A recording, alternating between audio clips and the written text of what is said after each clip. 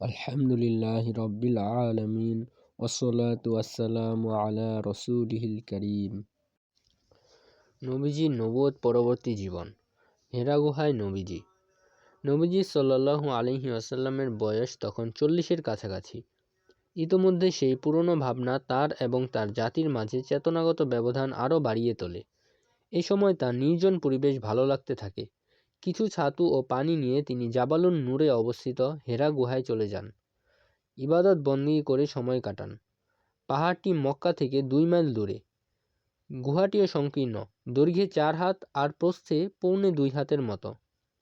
নবীজির পরিবার তার খোঁজখবর রাখে। তিনি পুরো রমাদান সেখানে কাটিয়ে দেন। দরিদ্র কেউ এলে তাকে সাহায্য করেন। ইবাদত বন্দেগীতে নিমগ্ন থাকেন। পার্থিব জগৎ এবং এর পিছনে ঘটে যাওয়া অলৌকিক বিষয়াবলী নিয়ে ভেবে যান। যে ধ্বংসাত্মক শিরক ও ভ্রষ্ট রীতিনীতিতে সমগ্র জাতি লিপ্ত, সেসব তার কাছে একটুও ভালো লাগে না।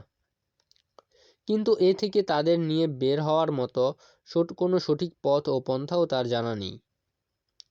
এমন কোনো উপায় তার সামনে এখনও আসেনি যা তিনি সন্তুষ্ট চিত্তে গ্রহণ করতে পারেন। নবীজির এই নিঃসঙ্গতা আল্লাহ তাআলার পরিকল্পনারই অংশ, যাতে তাকে অদূর ভবিষ্যতে মুক্তির দিশারি হিসেবে প্রস্তুত করে নেওয়া যায়। যিনি কিনা সমগ্র মানবজাতির জীবনে গুরুত্বপূর্ণ পরিবর্তন আনতে যাচ্ছেন, তার নিজের পরিবর্তন ছাড়া এ মহান লক্ষ্য বাস্তবায়ন করা সম্ভবপর ছিল না। অবশ্যই তাকে কিছু সময় নিঃসঙ্গ একাকী কাটাতে হবে। পার্থিব জীবনের ছোট বড় সব রকম ব্যস্ততা ও কোলাহল থেকে মুক্ত থাকতে হবে। এভাবেই আল্লাহ তাআলা মুহাম্মদ সাল্লাল্লাহু আলাইহি ওয়াসাল্লামকে দিয়ে তার পরিকল্পনা বাস্তবায়ন করেন। তাকে নবুয়ত ও রিসালাতের মহান আমানত গ্রহণ, ভূপৃষ্ঠে বিশাল পরিবর্তন সাধন এবং ইতিহাসের গতিপথ পাল্টে দেওয়ার জন্য প্রস্তুত করেন। রিসালাতের দায়িত্ব দেওয়ার আগে 3 বছর তাকে একাকিত্বে রাখেন। কখনো তার পুরো মাসও কেটে যেত নিঃসঙ্গতায়। এ সময় তিনি আধ্যাত্মিক সফরে সৃষ্টির রহস্য সম্পর্কে গভীরভাবে চিন্তা ও গবেষণা করতেন, যাতে প্রয়োজনীয় নির্দেশ পেলে যথাযথভাবে দায়িত্ব পালন করতে পারেন। জিবরিলের আগমন এবং ওহী নাজিলের ঘটনা। নবীজি সাল্লাল্লাহু আলাইহি ওয়াসাল্লামের বয়স 40 বছর পূর্ণ হলো। এখন তিনি পরিপক্ক। সাধারণত এই বয়সেই রাসূলদের উপর রিসালাতের দায়িত্ব অর্পণ করা হতো। নবীজির জীবনাকাশে নবুয়তের নক্ষত্র জ্বলজ্বল করে ওঠে। পদে পদে রিসালাতের নিদর্শন প্রকাশ পেতে শুরু করে। তার মধ্যে একটি হচ্ছে সত্য স্বপ্ন, অর্থাৎ তখন স্বপ্নে তিনি যাই দেখতেন তাই বাস্তবে পরিণত হতো। এভাবেই কেটে যায় 6টি মাস। নবুয়তের ব্যাপ্তি মোট 23 বছর, আর এই 6 মাস নবুয়তের 46 ভাগের 1 ভাগ। নবীজির নিঃসঙ্গতার 3য় বছর রমজান মাসে আল্লাহ তাআলা পৃথিবীবাসীর প্রতি রহমত বর্ষণের ইচ্ছা করেন। তাই নবীজিকে নবুয়ত প্রদান করা হয়। জিবরিল আলাইহিস সালাম কুরআনুল কারীমের কয়েকটি আয়াত নিয়ে নবীজির কাছে আসেন। সকল দলিল প্রমাণ বিশ্লেষণ করে বোঝা যায়, কুরআন নাজিলের প্রথম দিনটি ছিল সোমবার, রমাদানের 21 রাত। এই হিসেবে খ্রিস্টীয় তারিখ 610 সালের 10 আগস্ট। সেদিন চন্দ্রবর্ষ অনুযায়ী নবীজির বয়স 40 বছর 6 মাস 12 দিন, আর সৌর বছর অনুযায়ী 39 বছর 3 মাস 22 দিন। নবুয়ত প্রাপ্তির এ মহান ঘটনাটি আমরা উম্মুল মুমিনিন আয়েশা রাদিয়াল্লাহু আনহার জবানে শুনব। এ ঘটনার মধ্য দিয়েই ঈমানের প্রদীপ জ্বলে ওঠে, যা কুফর ও শিরকের অন্ধকার দূরীভূত করে, বদলে দেয় জীবনের রূপরেখা ও ইতিহাসের গতিপথ।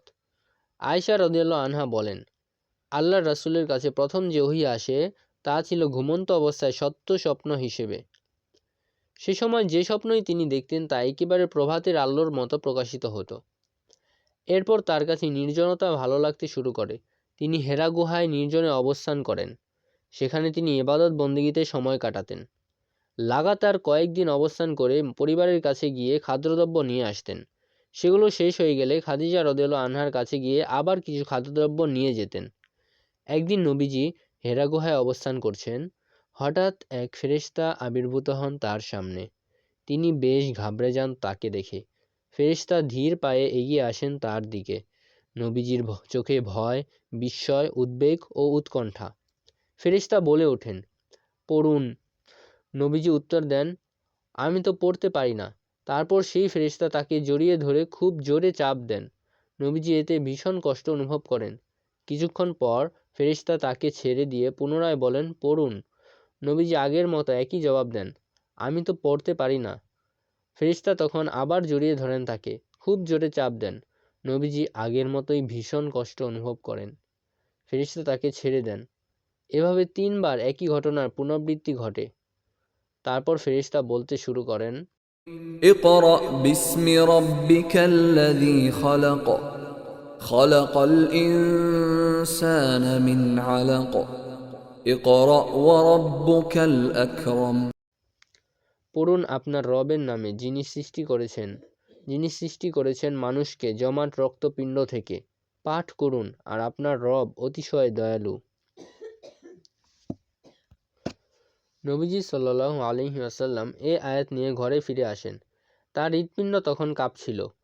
তিনি খাদিজা রাদিয়াল্লাহু আনহার কাছে এসে বলতে থাকেন, আমাকে চাদর দিয়ে ঢেকে দাও, আমাকে চাদর দিয়ে ঢেকে দাও। খাদিজা রাদিয়াল্লাহু আনহা তাকে চাদর দিয়ে ঢেকে দেন। এতে তার ভীতি কেটে যায়। তিনি খাদিজার কাছে ঘটে যাওয়া কাহিনী বর্ণনা করে বলেন, আমি নিজেকে নিয়ে শঙ্কায় আছি। খাদিজা অভয় দিয়ে বলেন, আল্লাহর কসম, আল্লাহ আপনাকে কখনো লাঞ্ছিত করবেন না। আপনি তো আত্মীয় স্বজনের সঙ্গে সদাচরণ করেন, অসহায় দুস্থদের দায়িত্ব বহন করেন, নিঃস্বকে সহযোগিতা করেন, মেহমানের সেবা যত্ন করেন এবং দুর্দশাগ্রস্তকে সাহায্য করেন। এরপর খাদিজা নবীজিকে নিয়ে চাচাতো ভাই ওয়ারাকা ইবনু নাওফলের কাছে যান। তিনি জাহিলি যুগে খ্রিস্ট ধর্ম গ্রহণ করেছিলেন, হিব্রু ভাষায় লিখতে পারতেন। শুধু তাই নয়, হিব্রু ভাষায় ইনজিল কিতাব ভাষান্তর করতেন। তিনি ছিলেন অতি বৃদ্ধ ও অন্ধ। খাদিজা রাদিয়াল্লাহু আনহা তাকে বলেন, ভাই, আপনার ভাতিজার কথা শুনুন। ওয়ারাকা নবীজিকে জিজ্ঞাসা করেন, ভাতিজা, তুমি কি দেখেছ? নবীজি যা দেখেছিলেন তার সবই বর্ণনা করেন। তখন ওয়ারাকা তাকে বলেন, তিনি তো সেই বার্তাবাহক ফেরেশতা যাকে আল্লাহ মুসা আলাইহিস সালামের কাছে পাঠিয়েছিলেন। আফসোস, আমি যদি সেদিন যুবক থাকতাম। আফসোস, আমি যদি সেদিন জীবিত থাকতাম, যেদিন তোমার সম্প্রদায় তোমাকে দেশান্তরিত করবে। নবীজি সাল্লাল্লাহু আলাইহি ওয়াসাল্লাম বলেন, তারা কি আমাকে দেশ ত্যাগ করতে বাধ্য করবে? তিনি বলেন, হ্যাঁ, তুমি যা নিয়ে এসেছ, এমন কিছু যেই নিয়ে এসেছে তার সঙ্গেই বিদ্বেষপূর্ণ আচরণ করা হয়েছে। সেদিন যদি আমি বেঁচে থাকি তবে আমি তোমাকে সাহায্য করব। এর কিছুদিন পরই ওয়ারাকা মৃত্যুবরণ করেন। ওহীর অবতরণ তখন কিছু সময়ের জন্য বন্ধ ছিল। ওহী নিয়ে দ্বিতীয়বার জিবরিলের আগমন। ইবনু হাজার রাহিমাহুল্লাহ বলেন, ওহী কিছুদিন বন্ধ রাখা হয়েছিল যেন নবীজি সাল্লাল্লাহু আলাইহি ওয়াসাল্লামের ভয় কেটে যায় এবং দ্বিতীয়বার তার মনে ওহী প্রাপ্তির আকাঙ্ক্ষা সৃষ্টি হয়। এরপর যখন নবীজি পেরেশানি থেকে মুক্ত হন, বাস্তবতা উপলব্ধি করেন এবং নিশ্চিত হন যে মহান আল্লাহর পক্ষ থেকে তাকে নবী হিসেবে মনোনীত করা হয়েছে, তার কাছে এখন থেকে বার্তাবাহক আসবে, তিনি আসমানের সংবাদ তাকে জানাবেন, তখন তার মধ্যে ওহীর প্রতি আগ্রহ জন্মায় এবং আকাঙ্ক্ষা তৈরি হয়। তার এই আগ্রহ ও আকাঙ্ক্ষাই পরে ওহীর অবতরণ ত্বরান্বিত করে। জিবরিল আলাইহিস সালাম দ্বিতীয়বার তার কাছে আসেন। ইমাম বুখারী রাহিমাহুল্লাহ জাবির ইবনু আবদুল্লাহ রাদিয়াল্লাহু আনহুর সূত্রে বর্ণনা করেন, তিনি নবীজিকে ওহী বন্ধের সময়কাল সম্পর্কে বলতে শুনেছেন। একদিন আমি হাঁটছি, হঠাৎ আসমান থেকে কোনো একটা শব্দ শুনতে পেয়ে আমি উপরে তাকিয়ে দেখি সেই ফেরেশতা যিনি হেরা গুহায় আমার কাছে এসেছিলেন। আসমান ও জমিনের মাঝে একটি আসন উপবিষ্ট। এতে আমি ভয় পেয়ে যাই। সঙ্গে সঙ্গে পরিবারের কাছে ফিরেই এসে বলি, আমাকে চাদর দিয়ে ঢেকে দাও, আমাকে চাদর দিয়ে ঢেকে দাও। তারপর আল্লাহ তাআলা অবতীর্ণ করেন, يا أيها المدثر قم فأنذر وربك فكبر وثيابك فطهر والرجز فاهجر হে চাদরে আবৃত ব্যক্তি, উঠে পড়ুন, সতর্ক করুন, আপনার রবের শ্রেষ্ঠত্ব ঘোষণা করুন এবং পরনের পোশাক পবিত্র রাখুন, অপবিত্রতা থেকে দূরে থাকুন। এরপর থেকে ওহী পুরোদমে ধারাবাহিকভাবে নাজিল হতে থাকে। ওহী নাজিলের পদ্ধতি। রাসূলুল্লাহ সাল্লাল্লাহু আলাইহি ওয়াসাল্লামের রিসালাত ও নবুয়ত প্রাপ্তির পরবর্তী জীবন নিয়ে আলোচনা করার পূর্বে ওহীর প্রকারভেদ জানা প্রয়োজন। কারণ ওহী হলো রিসালাতের উৎস, দাওয়াতের প্রাণ। ইবনুল কাইয়িম রাহিমাহুল্লাহ ওহী নাজিলের 7টি পদ্ধতি বর্ণনা করেছেন। পদ্ধতিগুলো হলো: 1. সত্য স্বপ্ন, এর মাধ্যমে নবীজির ওহীর সূচনা হয়। 2. নিজ আকৃতি গোপন রেখে ফেরেশতা নবীজির কলবে ওহী ঢেলে দিতেন।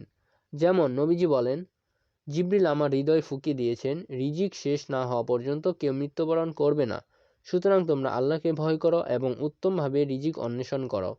রিজিক লাভে দেরি হলে অন্যায় পথে যেও না, কারণ আল্লাহর কাছে যা আছে তা কেবল আনুগত্য দ্বারাই পাওয়া সম্ভব। ৩. ফেরেশতা কখনো কখনো মানব আকৃতি ধারণ করে নবীজির সামনে উপস্থিত হতেন। তারপর তাকে সম্বোধন করে কথাবার্তা বলতেন, আর নবীজি তার কথামালা মুখস্থ করে নিতেন। এই স্তরে মাঝে মাঝে সাহাবীরাও তাকে দেখতে পেতেন। ৪. নবীজি ঘণ্টা ধ্বনি শুনতে পেতেন। এটি ছিল সবচেয়ে কঠিন পর্যায়, কারণ ফেরেশতা তখন নবীজির সঙ্গে একেবারে মিশে যেতেন। এমন পরিস্থিতিতে প্রচণ্ড শীতের সময়ও নবীজির কপাল বেয়ে ঘাম ঝরত। বাহনের উপর থাকলে বাহন মাটিতে বসে পড়ত।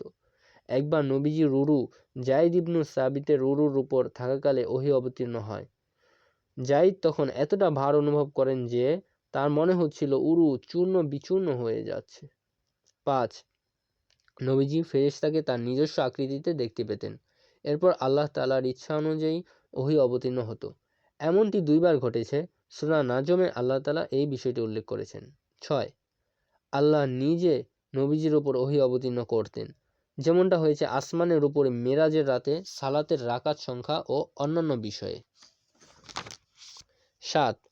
ফেরেশতাদের মাধ্যম ছাড়া আল্লাহ ও নবীদের মাঝে কথোপকথন। যেমন আল্লাহ তাআলা মূসা আলাইহিস সালামের সঙ্গে কথা বলেছেন।